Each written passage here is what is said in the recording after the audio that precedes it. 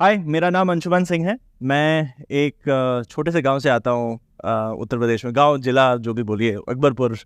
मैंने अपना क्लास 9 से 12 लखनऊ से किया। उसके बाद ट्रिपल आईटी हैदराबाद से मैंने बीटेक किया कंप्यूटर साइंस में। एंड मेरी पहली जॉब फेसबुक में थी। उसके बाद आई लेड द टीम जिसने कि फेसबुक मैसेंजर बनाया। तो अगर आपने मैसेंजर यूज़ किया है तो उसमें काफ़ी सारा कोड मेरा चल रहा है।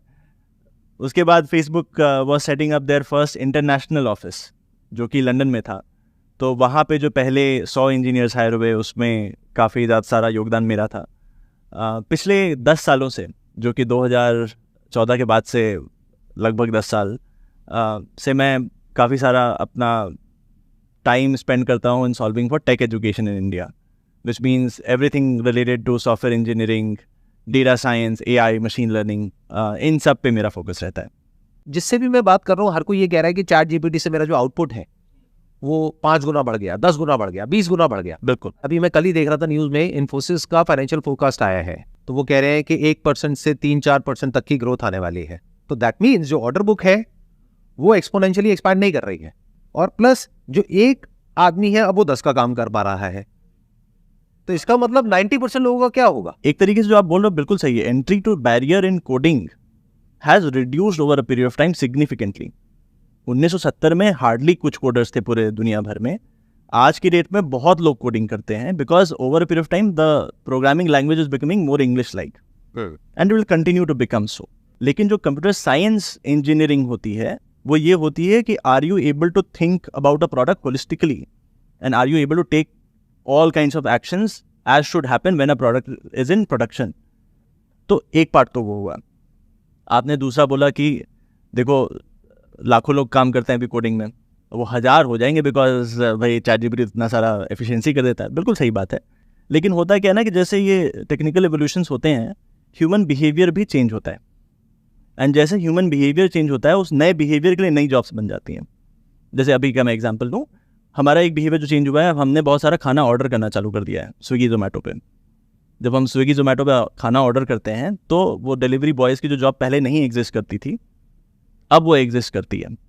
पहले तो लोग घर पे ही बना के खाते थे या फिर रेस्टोरेंट जाते थे, बट अभी वो एक नई फॉर्म ऑफ जॉब बन गई, बिकॉज एक नया ह्यूमन बिहेवियर बन गया।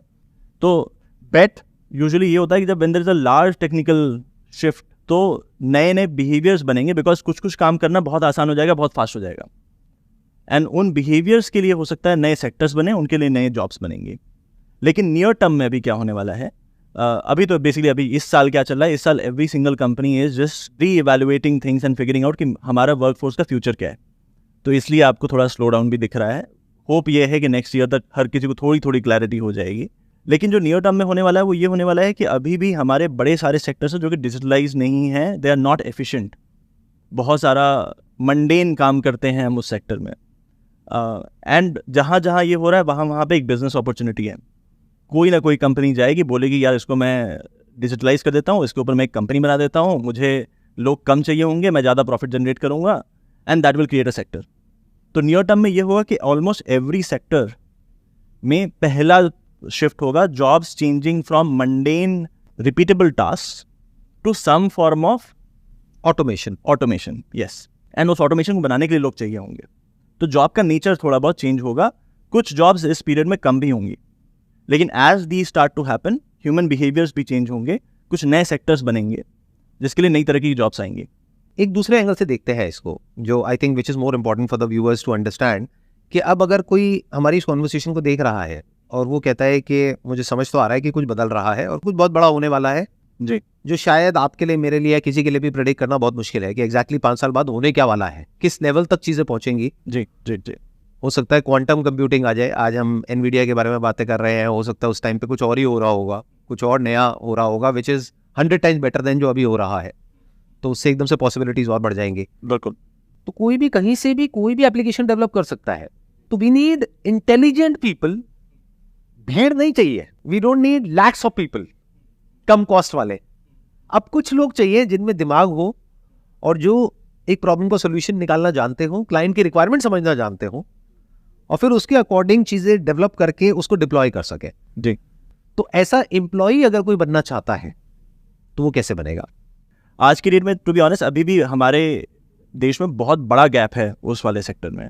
हमारे देश में 16 लाख लोग इंजीनियरिंग करते हैं हर साल, जिसमें से हार्डली 20% लोग एम्प्लॉयबल होते हैं। और मतलब जो लोग एक्चुअली अनफॉर्चुनेट है, लेकिन जो लोग नॉन CS ब्रांचेज में हैं इंजीनियरिंग में, उनके लिए तो और भी टफ है ये स्ट्रगल। इनफैक्ट अभी एक वीडियो वेदांतो ने रिलीज़ किया था जिसमें वो बता रहे थे कि पिछले 2 साल में 2500 लोग ऐसे हैं जो कि टॉप IITs गए थे, नॉन CS ब्रांच में थे, वो ड्रॉप आउट कर गए to then go and join some other college जिसमें वो CS पढ़ पाए, बिकॉज उनको भी ये दिख रहा है, क्लियरली दिख रहा है कि नॉन CS में कुछ नहीं होने वाला है, कंप्यूटर साइंस की तरफ पूरी दुनिया मूव हो रही है, एंड वही करना इज़ बेस्ट टू डू। उन्होंने ज्वाइन किया था इस होप में कि पहले साल में अच्छी CGPA आएगी और फिर मैं शिफ्ट कर लूँगा ब्रांच, नहीं हुआ, फिर उन्होंने ड्रॉप ऑफ कर लिया, राइट।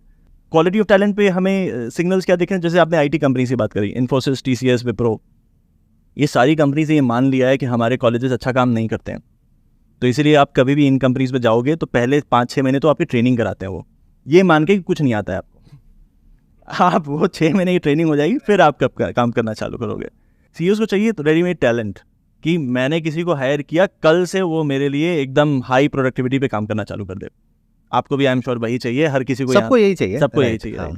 लेकिन अभी गैप एग्जिस्ट करता है, तो या तो आप बहुत एक्सपीरियंस किसी को हायर करो जिसके लिए आपको बहुत पैसा देना पड़ेगा, या फिर आप ये एक तरीके से जब आप फ्रेशर्स हायर करते हो कॉलेज से तो आप बोलते हो ये इन्वेस्टमेंट है मेरा, क्योंकि मुझे 3 महीने तो उसको सिखाना पड़ेगा, फिर तो ये जाके प्रोडक्टिव होगा। तो अभी हमारा जो कोर करिकुलम है, जो हमारे कोर कॉलेज है, उसमें है गैप। तो इसलिए 2 चीज़ें बड़ी इंपॉर्टेंट हैं। मैं अगेन बड़ा एग्जाम्पल्स देता हूँ। एक एग्जाम्पल है हमारे, so we just launched this Scaler School of Technology, उसके पहले दिन पे अमोद मालवी आए हुए थे। Amod Malvi is he was the CTO of Flipkart. अभी वो एक कंपनी है उड़ान नाम की, which is a very big B2B company, उसके फाउंडर हैं वो। तो वो बोलते थे कि जब मैं कंप्यूटर साइंस में आया था तो मेरे पिताजी ने बोला बस इतना पढ़ लो फिर तो लाइफ में ऐश है। बोले आज मैं 42-43 साल का हूँ, आज भी लाइफ में ऐश नहीं है, मुझे रोज़ सीखना पड़ता है। तो एक तो ये हो गया कि माइंडसेट वाइज एक चेंज ये कि मुझे रोज़ सीखना पड़ेगा, मुझे रोज़ अडेप्ट करना पड़ेगा, मुझे कॉलेज इकोसिस्टम स्पून फीड नहीं कर सकता। एक चेंज वो चाहिए। दूसरा आई थिंक जो हमें चेंज चाहिए वो है कि जो हमारा कॉलेज करिकुलम है that has to adapt to what is being done in the world today. Most colleges में हमारा करिकुलम 17 साल पुराना है और दुनिया इधर से उधर हो गई है पिछले 17 साल में, नहीं। तो हमारे करिकुलम को भी अडेप्ट करने की बहुत ज़रूरत है। इनफैक्ट आप अगर देखोगे तो इधर गवर्नमेंट को भी रियलाइज़ हो रहा है, बहुत सारे जो अभी कॉन्फ्रेंसेस हुए हैं वहाँ पे गवर्नमेंट ने इस चीज़ को बहुत बार बोला है। इनफैक्ट हमारे कॉलेजेस थोड़े से इतने पीछे, अभी कल परसों में ऋषि सुनाक का एक ट्वीट आया था जिसमें उन्होंने बोला कि UK में तो हम सारे कॉलेजेस जिनसे कि जॉब नहीं लगती है, सारे ब्रांचेस जिनसे जॉब नहीं लगती, सबको बंद कर रहे हैं। ऐसा होना स्टार्ट हो गया है, राइट। तो एक कॉग्निजेंस की मुझे क्या सीखना चाहिए, क्यों सीखना चाहिए, एंड दिस माइंडसेट की life long learning is important, ये डेवलप करना हमारे यूथ में बहुत ज़रूरी है। That is part 1। दूसरा, हमारे कॉलेजेस को अडेप्ट करना चाहिए, वहाँ पे फुल रिवैम्प की ज़रूरत है। तीसरी अच्छी चीज़ क्या है कि with digital age the access to information has become very very easy. आपको हर कुछ फ्री में कहीं ना कहीं मिल जाएगा। YouTube probably one of the best universities or the library that you can find। पहले ज़माने में क्या होता था कि हर शहर, बड़े शहर में एक लाइब्रेरी होती थी, आप लाइब्रेरी में जाओ, एक बुक रेंट कर लो और पढ़ के फिर वापस कर दो। हर किसी के पास आज वो लाइब्रेरी उनके हाथ में है, एक मोबाइल में। आपको किसी भी टॉपिक पे कुछ भी पढ़ना है, आप सर्च करोगे, आपको एक रिच वीडियो मिल जाएगा, आपको एक रिच आर्टिकल मिल जाएगा। तो for the curious there is already a lot that they can study through the internet. तो बुक्स जो होती हैं ना हमारी, वो बुक्स तो आपको फ्रीली अवेलेबल है। AI और ML से रिलेटेड भी बहुत सारे कोर्सेज हैं जो फ्री में अवेलेबल है और बहुत जगह पे अवेलेबल है। करेक्ट। कुछ यूट्यूब चैनल्स हैं एक्चुअली AI ML रिलेटेड जो कि बहुत ही क्रिएटिवली पढ़ाते हैं AI मशीन लर्निंग। तो ये सब कुछ फ्रीली अवेलेबल है। लेकिन होता क्या है कि एक तो not everybody has the same motivation. अगर सबके पास वो होता तो हम सबके 6 पैक बने होते हैं। Everybody would be that consistent. बहुत सारी वेबसाइट्स हैं, जैसे लीड कोड है, इंटरव्यू बिट है, जो कि कोडिंग की वेबसाइट्स हैं। इन पे भरा पड़े हैं resources, all free of cost. तो अगर आप नहीं भी अफोर्ड कर सकते हो, अगर आप इस डायरेक्शन में स्टार्ट कर दो, एंड अगर आपकी लाइफ में कोई एक ऐसा मेंटर है जो कि टेक समझता है, आपको गाइड कर सकता है बस कि देखो ये करो, ये मत करो, तो भी नैया पार लग जाएगी। एक आप ये कह रहे हैं कि एक तो इस माइंडसेट को छोड़ना पड़ेगा जो टिपिकल लोगों का माइंडसेट है कि इस पर्टिकुलर कॉलेज में से निकल करके अगर मुझे डिग्री मिल गई तो मेरी लाइफ सेट है, इसको छोड़ना पड़ेगा। लाइफ लॉन्ग लर्निंग वाला माइंडसेट होना चाहिए, तभी आप लॉन्ग टर्म में सर्वाइव कर सकते हो। जिसको आज की डेट में सबसे सेफ और सिक्योर बोलते हैं, जैसे कि एक टॉप कॉलेज से डिग्री है, डिप्लोमा है, उनको भी फ्यूचर में निकाला जा सकता है कंपनीज में से, अगर वो अपने आप को अपग्रेड नहीं करते हैं तो। और ऐसे भी लोग हो सकते हैं जो हो सकता है टॉप कॉलेजेस से नहीं निकले हैं, लेकिन उनकी स्किल एक पर्टिकुलर लेवल की है और वो कंपनी में कुछ ऐसा कर पा रहे हैं जो वो नहीं कर पा रहे हैं, तो हो सकता है वो लोग उनसे आगे निकल जाएंगे फ्यूचर में, जो अभी तक पॉसिबल नहीं था पिछले 10-15 साल में। बट क्या आप फ्यूचर में देखते हैं कि अगले 10 साल में ऐसा हो सकता है या होने वाला है? 100%। और अब अभी होने लगा है। जैसे कि कुछ कंपनीज हैं, Google, Amazon, they are the highest payers in tech, जो मैक्सिमम सैलरी ये पे करते हैं इंडिया में एंड आउटसाइड एज वेल। इनका जो आप सिलेक्शन प्रोसेस देखोगे तो फॉर एग्जांपल गूगल क्या करता है कि एक इंडिया वाइड टेस्ट कराता है, कॉन्टेस्ट है, इसमें कोई भी पार्टिसिपेट कर सकता है। अगर आप उस कॉन्टेस्ट में अच्छा करते हो तो इट डजंट मैटर आप किस कॉलेज से आए हो। अगर आप उसमें अच्छा करते हो, इसमें अच्छा करना बाय द वे आसान नहीं है, even the best of computer scientist struggle with that. लेकिन अगर आप उसमें अच्छा करते हो तो फ्री एंट्री है to give interviews at Google. तो टेक तो ऑलरेडी उस डायरेक्शन में मूव कर रहा है। कुछ लोग हैं जो जैसे अर्ली अडॉप्टर्स होते हैं, कुछ लोग थोड़े लैगार्ड्स होते हैं, तो कुछ लैगार्ड्स अभी भी हैं टेक में, लेकिन बहुत सारे जो टॉप कंपनीज है they are all early adopters of skill first. और जो एआई और एमएल है उसको आप किस तरीके से देखते हो आने वाले 2 से 4 साल में? उसके अंदर किस तरह की जॉब्स जनरेट होने वाली है? यानी कि प्रॉम्प्ट इंजीनियर्स के लिए जॉब जनरेट होंगी या क्या होगा? मतलब किस तरह की जॉब्स उसमें जनरेट होने वाली है स्पेसिफिकली, अगर कोई अपने आप को उसमें करना चाहता है तो? 2 तरह की जॉब होती हैं। एक तो बहुत ही हाई पेइंग जॉब्स जो होंगी वो होती हैं जो लोग बैठ के मशीन लर्निंग मॉडल्स बना रहे हैं, या फिर जो लोग लेट्स से विजन के ऊपर कुछ मॉडल बना रहे हैं। फॉर एग्जांपल गूगल में एक टीम हुआ करती थी जो कि सेल्फ ड्राइविंग कार बना रही थी, जिसमें कुछ तो मैकेनिकल इंजीनियर्स है जो कि कार के से प्ले अराउंड करते थे, but majority of the team was this team जो कि कंप्यूटर विजन होता है, जो कि कैन प्रोसेस अ इमेज और a feed and then recognise obstacles in it. तो वो काम कर रहे थे कि if you have a feed of images coming to you, then how do you recognise कि लेन कहाँ पे है, कार कहाँ पे है, ऑब्जेक्ट कहाँ पे है, and then how do you change lanes etcetera. तो वो जो उस टाइप का काम होता है कि building models on either deep learning और मशीन लर्निंग, वो एक टाइप ऑफ जॉब होगी। इसमें कम जॉब्स होंगी बट बहुत हाई पेइंग होंगी। बहुत हाई पेइंग होंगी। The other would be application of the AI and ML that exists today, and all of the other software engineering techniques that exist today, which is, are you able to build a product for the end consumer? Now your end consumer can be people like us, या फिर could be companies. तो वो जो secondary skill है, that is also going to be important, and like given there is shortage of these kind of people, तो वो भी अभी आज की डेट में बहुत हाई पेइंग जॉब है। वो आज की डेट में है, बट फ्यूचर में अगर देखा जाए तो I think more and more of जो ऐसे लोग होंगे जो कि मशीन्स को अच्छे से यूज करना जानते हैं, यानी प्रॉम्प्टिंग अपने आप में अभी अनएक्सप्लोर्ड है। Prompt engineering, yes, prompt engineering, people don't know exactly कि पॉसिबिलिटीज क्या है। लेकिन प्रॉम्प्ट इंजीनियरिंग के बाद भी आपको थोड़ा बहुत समझ में आना पड़ेगा कि प्रॉम्प्ट इंजीनियरिंग से जनरेट हुआ क्या। जैसे फॉर एग्जांपल आज की डेट में भी, फॉर एग्जांपल जैसे मैं ChatGPT यूज़ करता हूँ टू जनरेट कोड, तो वो जो कोड जनरेट होता है उसको फिर बैठ के मैं पढ़ता हूँ कि इसमें क्या हो रहा है, कुछ मिस तो नहीं हो गया, क्योंकि prompt engineering is not perfect. मैंने कुछ बोला, उसको कंप्यूटर ने कैसे इंटरप्रेट किया और क्या जनरेट किया उसको भी तो वेरीफाई करना पड़ेगा। नहीं तो अगर ये कोड मैं डाल दूंगा प्रोडक्शन में तो फिर कुछ अनएक्सपेक्टेड बिहेवियर्स होना स्टार्ट हो जाएंगे। तो you still need people who can, this makes you faster, because यही कोड मुझे खुद लिखने में बहुत टाइम लगता, लेकिन एक बार वो जनरेट हो गया तो you still need people who are able to read, verify and in a way do code review and say कि ये सही है, अब मैं इसको भेज देता हूँ बाकी टीममेट्स को ताकि वो भी देख लें और फिर we will push it. Sam Altman आए हुए थे एक्चुअली इंडिया कुछ 2 हफ्ते पहले, तो वो ये बोल रहे थे कि अभी हम बड़े इंटरेस्टिंग फेज़ में हैं। हम उसी फेज़ में जिस फेज़ में हम पहले 2000 या 2001 में थे, उस टाइम पे गूगल बना, फेसबुक बना, और जितनी भी बड़ी बड़ी कंपनीज हम देखते हैं वो उस टाइम पे बनी, मतलब उसके बाद बनी है। अभी हमारे पास फिर से वो अपॉर्चुनिटी है, एक नई क्लास ऑफ कंपनीज बनेंगी इन द फ्यूचर, एंड जहाँ पे बनेंगी वहाँ that will become the biggest economic hub. Today the GDP of Silicon Valley is higher than most countries in the world. अब अगर कोई है जो हमारी इस वीडियो को देख रहा है और वो अपना स्टार्टअप करना चाहता है, ठीक, उसके लिए क्या अपॉर्चुनिटीज है आज की डेट में? क्योंकि ऐसे बहुत सारे मॉडल्स हैं, जैसे ChatGPT है और बहुत सारे ऐसे मॉडल्स हैं जिनकी APIs अवेलेबल है, जिसको यूज़ करके अलग अलग तरीके से अलग अलग एप्लीकेशंस डेवलप करी जा सकती है, और उसमें भी कोई बैरियर्स नहीं है, क्योंकि अगर एप्लीकेशन में दम होगा तो वो कहीं भी यूज़ हो सकती है। जी जी। It could be B2B, B2C, whatever it is. तो वहाँ पे आपको कितनी अपॉर्चुनिटीज नजर आती हैं कि अगर अभी कोई हमारी इस वीडियो को देख रहे हैं और वो अपना स्टार्टअप करना चाहते हैं, तो do you think it's a very good phase to be in? It is very, very, very good phase to be in. Given what is happening in, एक तो चैट GPT हो गया, एक दूसरा फील्ड है जनरेटिव AI, विच इज़ कि आज जो हम वीडियोस प्रोड्यूस करते हैं, इमेजेस प्रोड्यूस करते हैं, वो सब भी AI जनरेट कर सकता है. तो combination of generative AI and chat GPT का जो फील्ड है उसको मतलब NLP बोलते हैं, नेचुरल लैंग्वेज प्रोसेसिंग बोलते हैं. तो NLP एंड ये जो जनरेटिव AI का कॉम्बिनेशन है, combining these you can do so many things. And वो जो रिकग्नाइजिंग कि कहाँ पे क्या करना है, वहाँ पे ह्यूमंस चाहिए. तो अगर आपको किसी एक सेक्टर की बहुत डीप में नॉलेज है कि देखो इस सेक्टर में तो चीज़ें ऐसे ही चलती हैं, यहाँ पे मुझे लोग चाहिए होते हैं, ये तो बड़ा रिपीटेटिव काम है, इसको मैं ऑटोमेट कर सकता हूँ.